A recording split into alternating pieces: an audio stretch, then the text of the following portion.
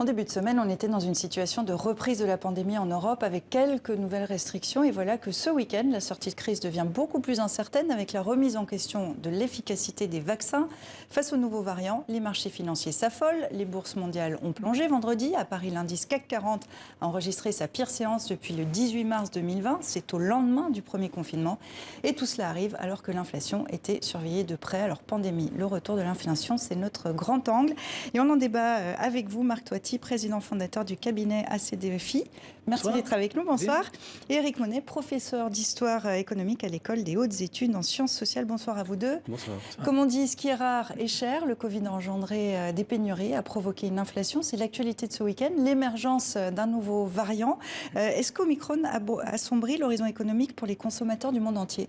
Alors complètement, on a aujourd'hui un ralentissement économique qui est en train de se reproduire de nouveau. Alors je pense qu'il ne faut pas non plus exagérer, mais il y a une sorte de panique. Ce qui inquiète notamment les marchés, c'est l'incertitude. Alors ce qui explique également l'effondrement des marchés, c'est qu'on avait quand même une certaine bulle boursière qui s'était formée, c'est-à-dire que les marchés étaient très très élevés, donc très nerveux également. Donc la moindre étincelle fait s'effondrer effectivement ces marchés qui restent donc très fragiles. Donc c'est ce qui s'est produit au lendemain donc, de ces menaces entre guillemets sur la croissance mondiale. Parce que ça, si jamais il y a un nouveau variant qui est dangereux, ça va générer un très fort ralentissement, avoir une baisse ou une récession au niveau mondial. Et donc à partir de là, ça pourrait affoler les marchés. C'est ce qui s'est produit depuis quelques jours. Des frontières qui se referment d'un point de vue économique, c'est jamais bon? Ça, c'est jamais bon. Ça crée des problèmes sur le commerce, des problèmes potentiels sur la hausse des prix, le sujet de l'inflation dont on va reparler, et puis sur l'incertitude, comme vient de le dire Marc Toiti. Enfin, que vous l'avez dit, il y a encore quelques semaines, on se disait la sortie de crise est à l'horizon. Une semaine encore, presque. Et voilà, exactement. Et là, l'incertitude revient.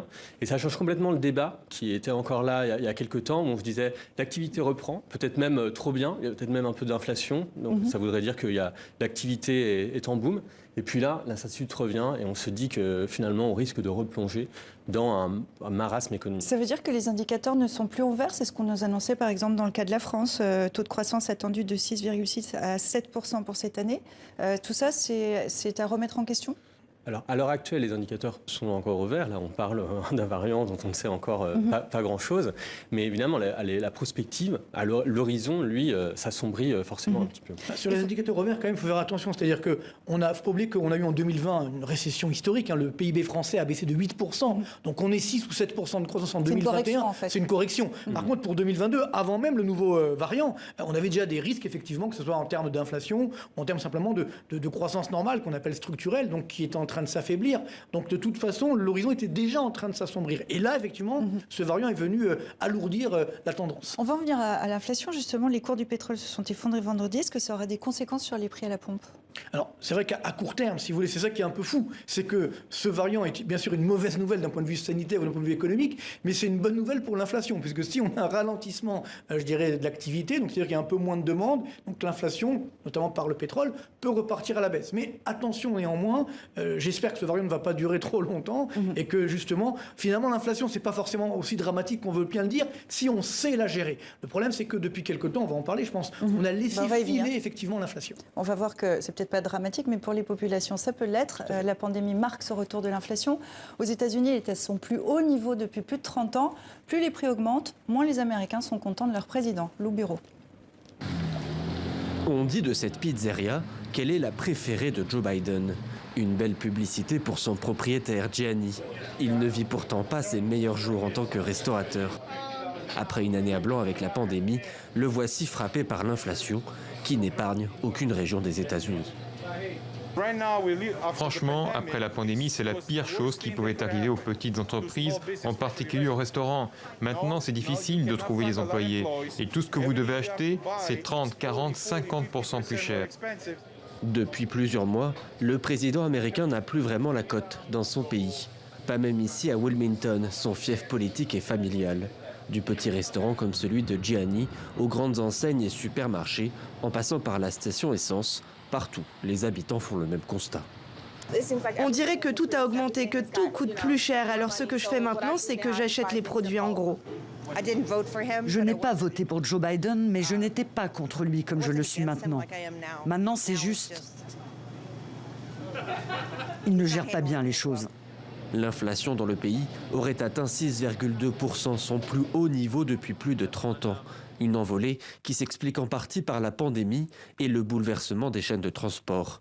Les prix de l'énergie ont eux aussi explosé, plus de 50% pour l'essence. À la fin, l'addition est lourde pour les Américains, de plus en plus mécontents. Ces derniers mois, Joe Biden a dégringolé dans les sondages. Le président américain a pris la décision de puiser dans les réserves stratégiques du pétrole, dans l'espoir de faire baisser les prix. 50 millions de barils, c'est la plus importante quantité jamais puisée. Quels seront les effets de cette décision? Est-ce que c'est une bonne décision? Oui, alors clairement, encore une fois, il faut bien prendre conscience que on a eu l'an passé donc une récession dramatique. Donc les cycles de production des matières premières ont très fortement baissé et ils mettent du temps à s'ajuster. Donc là, on a eu effectivement une telle relance économique d'un point de vue budgétaire, d'un point de vue monétaire au niveau mondial. Pour donner un chiffre très simple, on est passé d'une baisse du PIB mondial de 4% en 2020 à au moins 5,2% de croissance en 2021. Donc là, c'est l'inverse. Comme la demande était largement supérieure à l'offre, qui met du temps à s'ajuster, eh bien les prix flambent, bien sûr, sur le pétrole. Et donc aujourd'hui, la démarche est de dire on va augmenter effectivement cette production de pétrole, entre guillemets, pour réduire l'écart avec la demande, et donc ce qui fait baisser les cours du pétrole. Donc c'est une bonne nouvelle, mais il reste quand même pas mal de tensions. Il n'y a pas que le pétrole. Les niveaux, non, il n'y a pas que le pétrole, parce que les niveaux d'inflation atteignent des chiffres qu'on n'avait pas vus depuis très très longtemps. Est-ce que vous diriez qu'on vit une période qui va rester dans les annales quand même? C'est vrai que quand on regarde les chiffres d'inflation aujourd'hui, c'est quelque chose qu'on n'avait pas connu depuis plusieurs décennies. Donc je ne sais pas encore si ça va rester dans les annales, mais en tout cas c'est inédit. En même temps, est-ce que c'est vraiment surprenant que ça soit inédit, étant donné les 2 dernières années qu'on vient de connaître, qui ont quand même complètement désorganisé la production, le marché du travail, créé des grandes incertitudes sur les politiques économiques. Donc oui, on est dans une période qui va rester dans les annales et qui est unique, mais je pense qu'il faut la comprendre comme la suite d'une période totalement exceptionnelle qu'on vient de connaître. On fait souvent référence aux années 70 quand on parle de la période qu'on vit maintenant. Est-ce que c'est comparable? Alors, c'est comparable puisqu'effectivement, comme je le disais, on n'a pas connu depuis cette décennie des taux d'inflation qui augmentaient pour les États-Unis, comme on l'a vu là, autour de 6%, donc au-delà de 5%, ce qui est effectivement relativement important. Là où c'est très différent, c'est que dans les années 70, le chômage commençait à très fortement augmenter. Alors que là, on est dans une période où pour l'instant, le chômage existe, il est même plus fort dans certains pays comme en France que dans les années 70, mais il n'est pas sur une pente ascendante. Et c'est ça qui fait une différence aujourd'hui, c'est qu'il n'y a pas cette peur de devoir combattre l'inflation en créant potentiellement une nouvelle très très grande crise économique comme elle avait pu exister dans les années 70 et au début des années 80. Mais est-ce que quand même il faut réfléchir à augmenter les salaires? Quand on parle de la France par exemple, on dit que les salaires sont trop bas. Est-ce que c'est ça aussi que nous apprend l'inflation? Alors, non, vous allez. la question des salaires, elle est directement liée à une question qui était évoquée dans le sujet. C'est le ressenti des gens qui est très différent vis-à-vis de l'inflation. Parce que les prix augmentent et si les salaires ne continuent pas d'augmenter, là, effectivement, ça fait une perte de pouvoir d'achat qui peut être très importante pour les gens. Et ça, c'est toujours à rappeler. Donc augmenter les salaires, c'est forcément nécessaire à un moment. Le problème, c'est qu'il ne faut pas le faire d'une manière qui va encourager encore plus l'inflation. Les salaires augmentent déjà, normalement c'est mécanique, si vous voulez, c'est ce qui se passe notamment aux États-Unis, on voyait le reportage tout à l'heure, c'est que comme on a un taux de chômage qui est beaucoup plus bas que chez nous, on est à 4,6% aux États-Unis, contre autour des 8,1% en France par exemple, bien là on a déjà les chiffres, les salaires augmentent de l'ordre de 5,4 à 6% en glissement annuel chaque mois, donc c'est quand même pas mal. Ça suit effectivement les prix, parce que justement on a un taux de chômage qui est très faible. La différence avec la France ou beaucoup de pays européens, c'est que justement le taux de chômage est plus élevé, et pour l'instant les salaires n'augmentent pas à l'aune des prix. Donc c'est ça qui fait la baisse du pouvoir d'achat. Si l'inflation augmente, mais que les salaires augmentent au même niveau que les prix, finalement, ça passe. Là, la difficulté, c'est que malheureusement, justement, les prix augmentent davantage. Et ce qui est encore plus dramatique, c'est que ce qui augmente le plus, ce sont les biens du quotidien. C'est-à-dire, bon, évidemment, l'énergie, mais pas seulement. Les biens alimentaires, par exemple. Et c'est justement ce qui pèse le plus dans les paniers des ménages. Des ménages modestes, justement. Il y a une vraie sensation en ce moment qu'on a moins d'argent, qu'on vit moins bien. C'est surtout ça. Et c'est surtout, j'ai envie de dire, cette inflation, elle est dangereuse parce qu'elle est inégalitaire. C'est-à-dire qu'effectivement, les ménages qui sont aisés, qui ont investi en bourse, etc., qui ont profité de la hausse de la bourse, pourquoi pas. Mais les ménages en difficulté, eux, ils ressentent beaucoup plus l'inflation. Et ça, c'est dangereux d'un point de vue sociétal. Comment on fait pour corriger cette situation? Je parlais des salaires. Est-ce qu'il faudrait les indexer sur l'inflation? Alors, justement, si on pense qu'il y a trop d'inflation, il y a deux manières de réguler l'inflation. Il y a une politique macroéconomique, ce qui peut se faire avec le budgétaire ou avec la banque centrale, c'est-à-dire le coût du crédit, on va dire, qui est de donner un coup de frein à l'économie. Et donc de provoquer presque une récession en se disant l'inflation est là parce qu'il y a trop d'activité, on va provoquer une récession. Comment? Le problème, c'est ça. Pour être bien concret pour ceux qui nous écoutent, un exemple. C'est la Banque centrale des États-Unis, ce qu'on appelle la Fed, elle pourrait augmenter ses taux. Augmenter ses taux, c'est renchérir le coût du crédit. Ça peut créer une récession, diminuer l'activité économique. Ça peut mécaniquement diminuer l'inflation. Il y a une autre manière, deuxième option, c'est de contrôler certains prix. Justement, parce qu'on se rend compte qu'il y a certains ménages modestes qui, comme ça a été dit, sont plus sujets et souffrent plus de l'augmentation de certains prix. Et ce que fait Biden finalement en utilisant les réserves pour agir directement sur le prix du pétrole, c'est ça en fait. C'est de dire plutôt que de pousser à des politiques macroéconomiques qui créeraient une récession et faire diminuer l'inflation par une récession généralisée, c'est en fait d'agir sur les prix d'un certain secteur. Il y a également une troisième option qui existe, parce que pour donner du pouvoir d'achat, notamment en France, vous savez que la France est le pays numéro 1 du monde en termes de pression fiscale.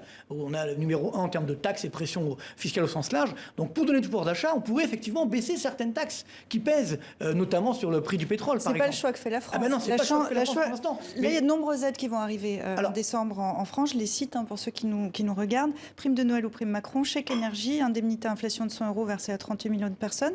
Oui, c'est pertinent, c'est efficace. Le problème, c'est que là, on réagit une fois que le mal est là, si vous voulez. C'est un peu comme le corona, on réagit une fois que le mal est là. Alors qu'il faut réagir en amont, si vous voulez. Et donc, il y a également une autre mesure qui est évoquée, c'est qu'aujourd'hui, les banques centrales, justement, notamment la Banque centrale européenne, on crée ce qu'on appelle la planche à billets. Donc, on lâchait trop de liquidités sur les marchés, sur l'économie au sens large. C'est ça qui a généré une mauvaise inflation, finalement. Donc là, il faut également équilibrer. Donc, c'est là où il faut absolument sortir de la pandémie pour retrouver un monde plus normal, justement, où les banques centrales jouent leur rôle et ne permettent pas à l'inflation de déraper. Et parallèlement, on a les moyens de baisser effectivement ces charges, ces taxes. Mais donner des aides, finalement, bon, encore une fois, c'est un fusil à un coup. Et puis, ça ne va pas résoudre complètement ce grand danger qui est l'inflation durable. Mais on voit quand même que les gouvernements sont un peu mal pris en ce moment, parce que tout ça peut déclencher une contestation. Dernier exemple en France, c'était les gilets jaunes avec la hausse des prix à la pompe. Là, on est dans une situation où les prix augmentent.